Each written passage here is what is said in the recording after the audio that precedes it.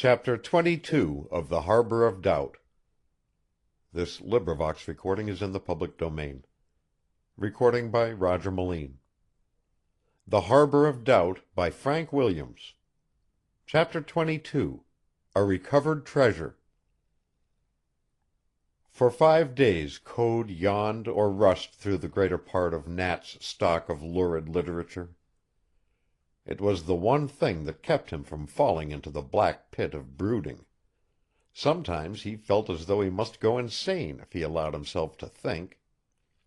He had not the courage to tear inside the veil of dull pain that covered his heart and look at the bleeding reality. He was afraid of his own emotions. It was impossible for him to go lower in the scale of physical events.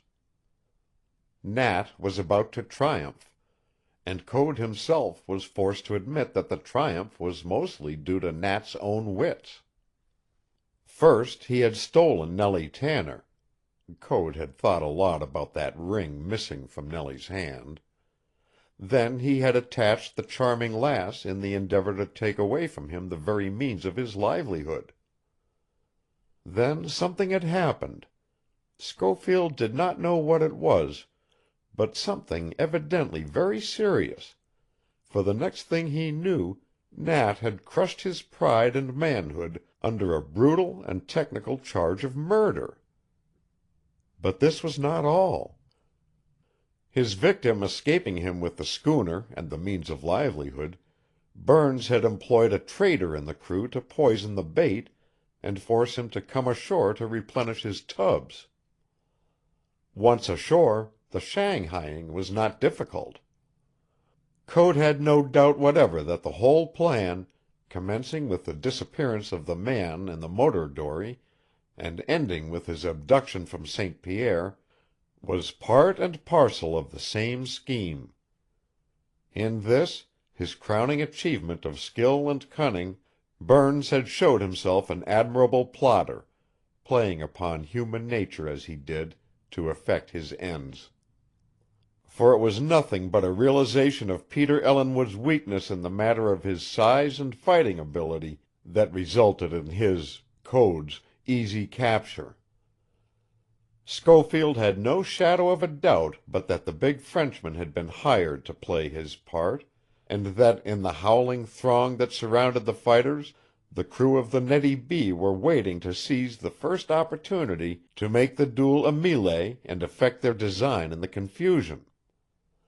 Their opportunity came when the Frenchman tried to trip Pete Ellinwood after big Jean had fallen, and Code rushed into the fray with the ferocity of a wildcat. Someone raised the yell, "Police!" He was surrounded by his enemies, someone rapped him over the head with a blackjack, and the job was done. It was clever business, and despite the helplessness of his position, Code could not but admire the brilliance of such a scheming brain, while at the same time deploring that it was not employed in some legitimate and profitable cause. Now he was in the enemy's hands, and St. Andrews was less than a dozen hours away. St. Andrews, with its jail, its grand jury, and its pen. Life aboard the Nettie B. had been a dead monotony. On the foremast above Code's prison hung the bell that rang the watches, so that the passage of every half-hour was dinged into his ears. 3 times a day he was given food, and twice a day he was allowed to pace up and down the deck, a man holding tightly to each arm. The weather had been propitious, with a moderate sea and a good quartering wind. The Nettie had footed it properly, and Code's experienced eye had, on one occasion, seen her log her 12 knots in an hour. The fact had raised his estimation of her 50%. It must not be supposed that, as Code sat in his hard wooden chair, he forgot the diary that he had read the first afternoon of his incarceration. Often he thought of it, and often he drew it out from its place and reread those last entries. "Swears he will win second race. Says he can't lose day after tomorrow. I wonder what the boy has got up his sleeve that makes him so sure he will win."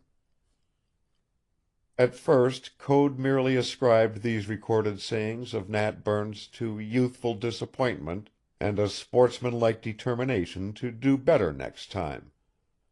But not for long.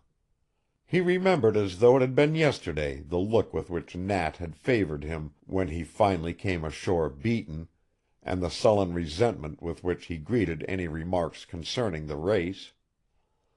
There was no sportsmanlike determination about him. Code quickly changed his point of view.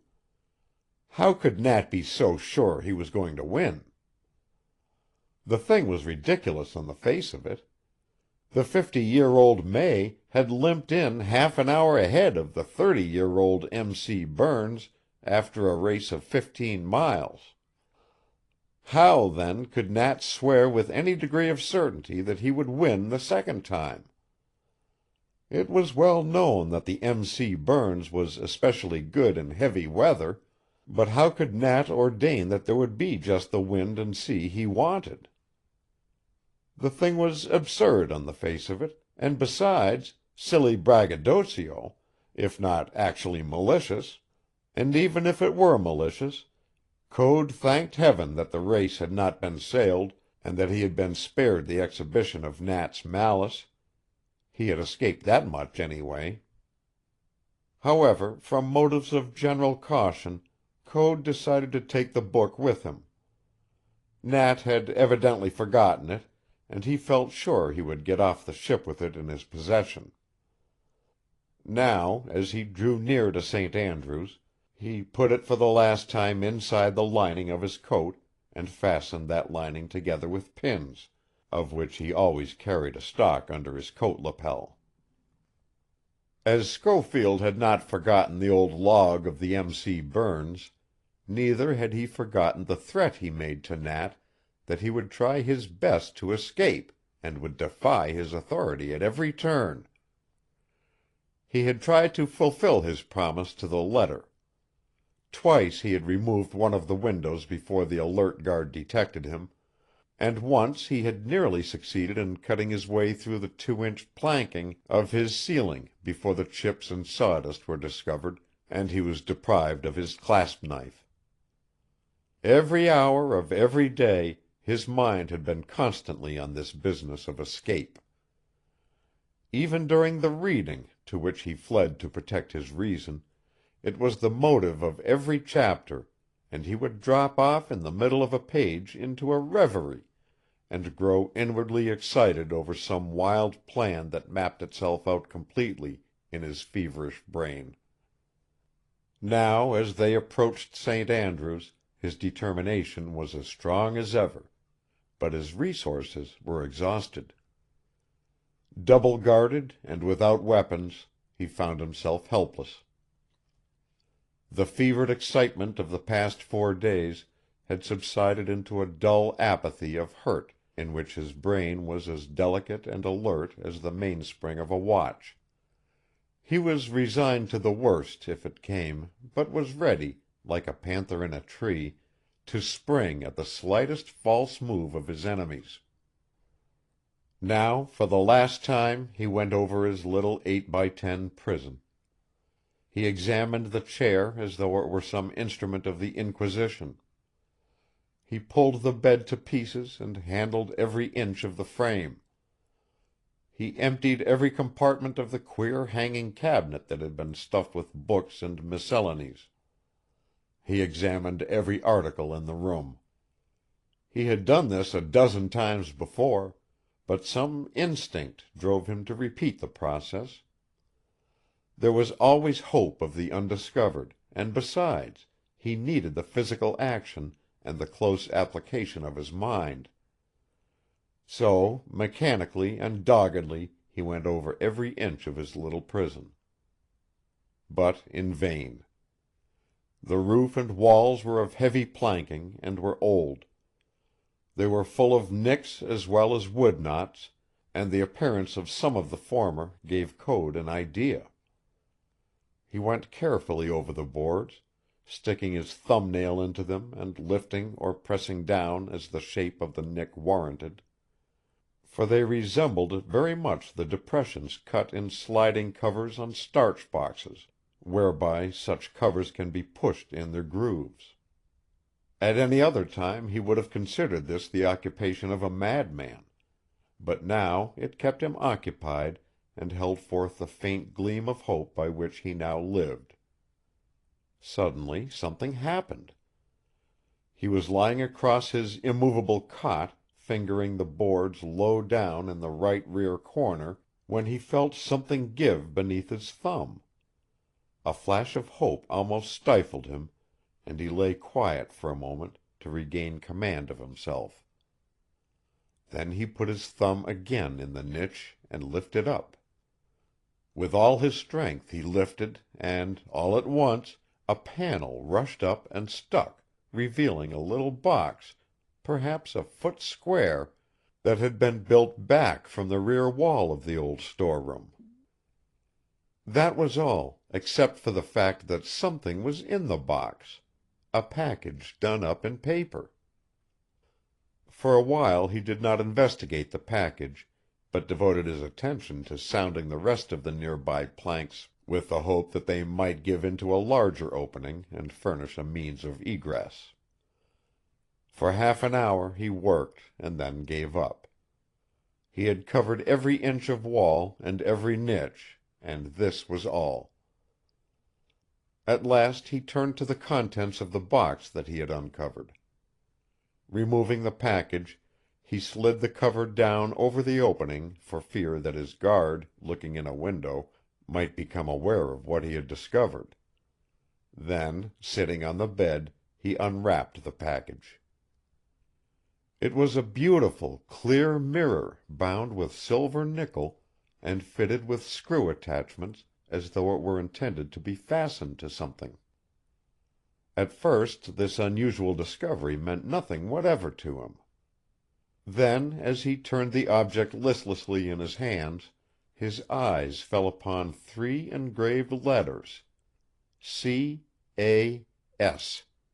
and a date, 1908. Then he remembered. When he was 20 years old, his father had taught him the science of navigation, so that if anything happened, Code might sail the old May Schofield. Because of the fact that a position at sea was found by observing the heavenly bodies, Code had become interested in astronomy, and had learned to chart them on a sky map of his own. The object in his hand was an artificial horizon, a mirror attached to the sextant, which could be fixed at the exact angle of the horizon, should the real horizon be obscured. This valuable instrument his father had given him on his 21st birthday, because the old man had been vastly pleased with his interest in a science of which he himself knew little or nothing. Code remembered that for a year or two he had pursued this hobby of his with deep interest and considerable success, and that his great object in life had been to some day have a small telescope of his own by which to learn more of the secrets of the heavens.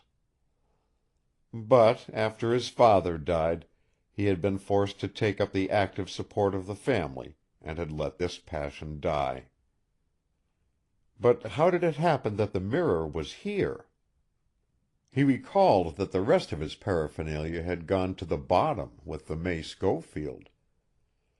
It was true that he had not overhauled his equipment for some time, and that it had been a drawer in the Mays' cabin, but that drawer had not been opened. He pursued the train of thought no farther. His brain was tired and his head ached with the strain of the last 5 days. His last hope of escape had only resulted in his finding a forgotten mirror, and his despair shut out any other consideration. He had not even the fire to resent the fact that it was in Burns's possession and concealed. It was his, he knew, and without further thought of it, he thrust it into his pocket just as he heard the men outside his little prison talking together excitedly. "By George, she looks like a gunboat," said one. "I wonder what she wants." "Yes, there's her colors. You can see the sun shinin' on her brass guns forward." "There, she's signalin'. I wonder what she wants."